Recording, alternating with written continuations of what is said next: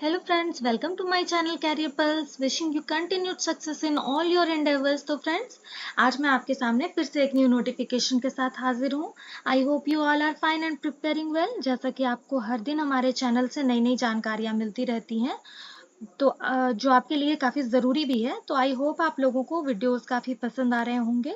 So friends, आपके लिए रोज़ मेहनत करके मैं न्यू नोटिफिकेशन लाने की कोशिश करती हूँ, ताकि आप भी जो अपने भविष्य के लिए कड़ी मेहनत कर रहे हैं, आपको सही समय पर सारी जानकारियाँ मिल सके. तो फ्रेंड्स, अब मैं आपको सीधा आज के नोटिफिकेशन से रूबरू करवाना चाहती हूँ. साथ ही इस नोटिफिकेशन से जुड़ी सारी जानकारियाँ देना चाहती हूँ. लेकिन इससे पहले मैं आप सभी का धन्यवाद देना चाहती हूँ जिन्होंने मेरे चैनल को सब्सक्राइब करा है और मुझे सपोर्ट किया है. और साथ ही मैं बाकी लोगों से रिक्वेस्ट करना चाहूँगी कि अगर आपको मेरे द्वारा की हुई मेहनत अच्छी लग रही है, तो इस चैनल को सब्सक्राइब, शेयर और लाइक करके ज़्यादा से ज़्यादा सपोर्ट करें, ताकि मैं आपके लिए और भी अच्छी अच्छी जानकारियाँ ला सकूं. साथ ही अगर वीडियो में कहीं कोई कमी रह जाए या आपके पास इससे रिलेटेड कोई भी क्वेरीज हो, तो कमेंट बॉक्स में ज़रूर पिन करें.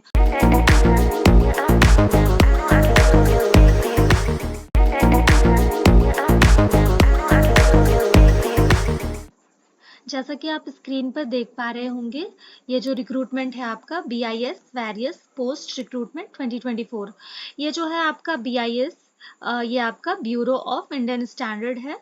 ओके फ्रेंड्स, और अगर आपने 12th कर रखा हो या फिर आप ग्रेजुएट हो, तो आप इस फॉर्म को भरने के लिए एलिजिबल है. ओके फ्रेंड्स, और साथ ही मैं आपको यह भी बताना चाहती हूँ कि अगर आप इंडिया के किसी भी स्टेट से हो और आपने 12th या फिर ग्रेजुएशन कंप्लीट कर रखा है, तो आप इस फॉर्म को भरने के लिए एलिजिबल है. अब आपको मैं इस नोटिफिकेशन से रिलेटेड जो इम्पोर्टेंट डेट्स है उसके बारे में आपको जानकारी दे देती हूँ. जैसा कि आप यहाँ पर देख पा रहे होंगे, इम्पॉर्टेंट डेट्स, महत्वपूर्ण तिथियां. तो जो इस एप्लीकेशन को स्टार्ट होने का डेट है, वो आपका 9 सितंबर को है. और इसे अप्लाई करने का लास्ट डेट आप यहाँ पर देख पा रहे होंगे 30 सितंबर. और फी पेमेंट करने का भी लास्ट डेट आपका 30 सितंबर रहेगा. एग्ज़ाम डेट आपका जल्द ही आपको पता चल जाएगा. आपका जो एडमिट कार्ड होगा वो आपके एग्ज़ाम से जस्ट कुछ ही दिन पहले आपको मिल जाएगा, जैसा कि आप यहाँ पर देख पा रहे होंगे. और रिजल्ट डेट आपका परीक्षा होने के बाद जल्द ही अपडेट हो जाएगा. अब मैं आपको इसके एप्लीकेशन फ़ी के रिगार्डिंग मैं आपको जानकारी देना चाहती हूँ. तो जैसा कि आप यहाँ पर देख पा रहे होंगे, नीचे जनरल OBC EWS के लिए जल्द ही अपडेट किया जाएगा. SC ST PWBD के लिए जल्द ही अपडेट किया जाएगा. और जो पेमेंट मोड है आपका, वो online, debit card, credit card, internet banking, IMPS, cash card, mobile wallet, आप इनके थ्रू क्या कर सकते हैं, पेमेंट कर सकते हैं. वैसे तो ये आपका हो सके तो आपका एग्ज़ाम फी जो आपका रहेगा वो आपका मैं आपको अभी आगे वाले नेक्स्ट वाले पेज में मैं आपको दिखा देती हूँ कि आपका एग्ज़ाम फी आपको 800 या फिर 500 रुपीज़ पे करने होंगे इस फॉर्म के लिए. ओके. तो जैसा कि मैं आप सभी को अभी बता रही थी कि आप लोगों को 800 रुपीज़ या फिर 500 रुपीज़ फॉर्म के लिए पे करने होंगे. तो अब आप यहाँ पर देख लो कि किन्हें किन्हें 800 रुपीज़ पे करने हैं और किन्हें 500 रुपीज़ पे करने हैं. ओके फ्रेंड्स, तो जैसा कि आप यहाँ पर देख पा रहे होंगे, number 1, for the post of assistant director Hindi, आप ध्यान से देखेंगे यहाँ पर, assistant director finance and assistant director marketing and consumer affairs, the application fees will be rupees 800. जितने भी कैंडिडेट असिस्टेंट डायरेक्टर हिंदी के लिए, फाइनेंस के लिए या फिर मार्केटिंग कंज्यूमर अफेयर्स के लिए फॉर्म फिल करेंगे, उनको 800 रुपीज़ पे करने पड़ेंगे. And for the remaining posts of the fee will be 500 rupees. Okay friends, बाकी जितने भी पोस्ट रहेंगे इनके अलावा उनको फिल करने पर आपको 500 रुपीज़ पे करने पड़ेंगे. नेक्स्ट, फिर आप यहाँ पर देख सकते हैं नोटिफिकेशन में, no fee to be paid by SCs, STs, PWS, women and BIS serving employees. जितने भी SC category, ST category, PWD category, women, चाहे आप किसी भी कैटेगरी के हो, और जितने भी BIS सर्विंग एम्प्लॉयज हैं, इनको कोई भी फी पेड नहीं करना होगा. नेक्स्ट, फिर आप यहाँ देख सकते हैं, the payment of the application fees to be made through online payment method. Means आपका जो फी है वो ऑनलाइन पेमेंट होगा. नेक्स्ट, फिर आप यहाँ पर देख सकते हैं, fees would be payable during online registration of the applications and shall be non refundable. अगर एक बार आपका पैसा पे हो जाता है तो फिर वो नॉन रिफंडेबल रहेगा।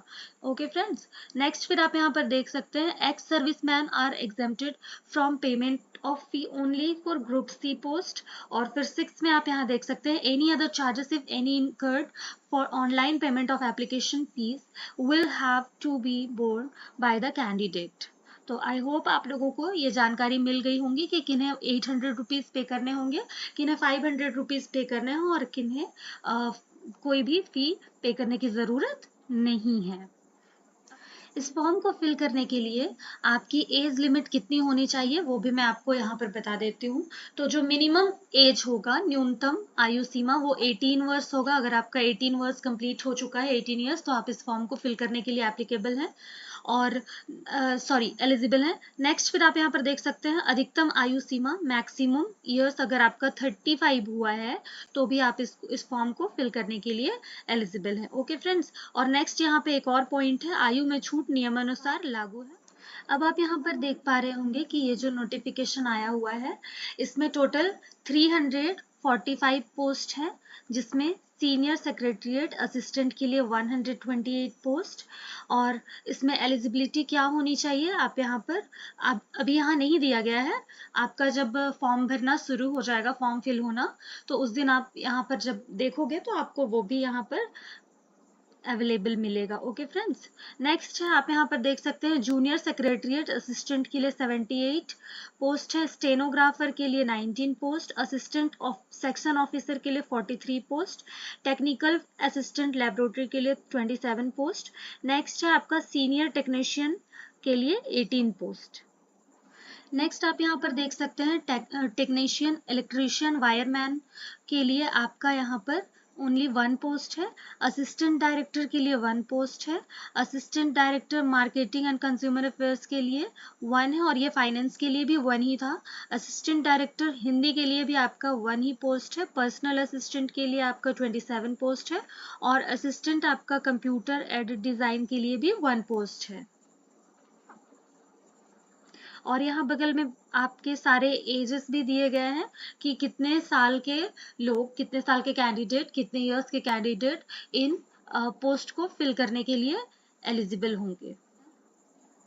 अब आपको मैं मोड ऑफ सिलेक्शन भी बता देना चाहती हूँ। वैसे तो आप यहाँ पर देख पा रहे होंगे, नंबर 1 है आपका computer based examination and then फिर आपका इंटरव्यू होगा। और आपको इस फॉर्म को कैसे अप्लाई करना है, तो आप 30 सितंबर से पहले आप ब्यूरो ऑफ इंडियन स्टैंडर्ड्स की जो आधिकारिक वेबसाइट होंगी, यानी कि जो ऑफिशियल वेबसाइट है, वहाँ से आप ऑनलाइन मोड के थ्रू आप अपना आवेदन पत्र सबमिट कर सकते हैं, जमा कर सकते हैं। ओके फ्रेंड्स, अब मैं आपको इसके सिलेबस से भी इंट्रोड्यूस करवाना चाहती हूँ। तो जैसा कि आप यहाँ पर देख पा रहे होंगे, for the post of assistant director Hindi, assistant director finance and assistant director marketing and consumer affairs, the exam shall be of post graduate level comprising of the following syllabus. आप यहाँ पर देख सकते हैं सिलेबस यहाँ दिया गया है।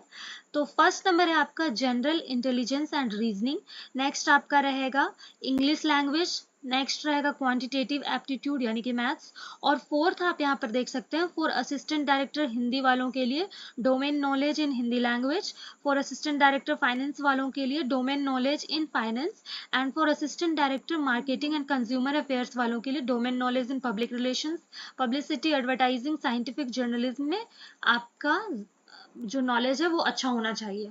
ओके, अब ये जो सिलेबस आप देख पा रहे हैं, ये सिलेबस आपका technical assistant laboratory, assistant computer edit design and for the post of senior technician and technician वालों के लिए सिलेबस दिया गया है। तो आप यहाँ पर देख सकते हैं नंबर 1 में general intelligence and reasoning, number 2 general awareness, number 3 English language and number 4 में टेक्निकल असिस्टेंट लैब वालों के लिए ये आपका होना बहुत ही ज़रूरी है, असिस्टेंट कंप्यूटर एडिट डिज़ाइन वालों के लिए ये, एंड सीनियर टेक्नीशियन वालों के लिए यहाँ पर आप देख पा रहे हैं, और टेक्नीशियन वालों के लिए ये सिलेबस में उनके लिए होना ज़रूरी है। मतलब आपको ये सारी चीज़ों को रिवाइज कर लेना होगा, आपको इस चीज़ का ध्यान रखना होगा। मैं आपके लिए रीड कर देती हूँ। टेक्निकल असिस्टेंट लैब वालों के लिए technical knowledge of concern discipline mechanical, chemical, microbiology. जो सेकंड है असिस्टेंट कंप्यूटर एडिट डिज़ाइन वालों के लिए question related to typography, AutoCAD, press work and draftsmanship, और सीनियर टेक्नीशियन वालों के लिए questions related to common syllabus of ITI and relevant trade senior secondary level, और टेक्नीशियन वालों के लिए questions related to common syllabus of ITI and relevant trade secondary level से आपका एग्जाम में पूछा जाएगा। अब ये जो सिलेबस आप यहाँ पर देख पा रहे हैं वो है आपका for the post of assistant section officer, personal assistant, stenographer, senior secretariat assistant and junior secretariat assistant वालों के लिए ये सिलेबस गिवन किया गया है। तो नंबर 1 में है आपका general intelligence and reasoning, number 2 में है आपका जनरल अवेयरनेस, नंबर 3 में है आपका क्वांटिटेटिव एप्टीट्यूड एंड नंबर 4 में है आपका इंग्लिश लैंग्वेज। तो आपको इन सारे सब्जेक्ट की तैयारी अच्छे से कर लेनी है ताकि आपका एग्जाम अच्छे से जा सके। ओके फ्रेंड्स, तो इस वीडियो में बस इतना ही। अगर आपको ये वीडियो अच्छा लगा, हेल्पफुल लगा या इन्फॉर्मेटिव लगा तो और भी ढेर सारी information, new updates, job vacancy के लिए इस चैनल को लाइक, सब्सक्राइब एंड शेयर जरूर करें, जिससे हमारी मेहनत को और भी मोटिवेशन मिलेगा। सो आज के लिए बस इतना ही। Thank you so much everyone, stay blessed, have a nice day, keep smiling.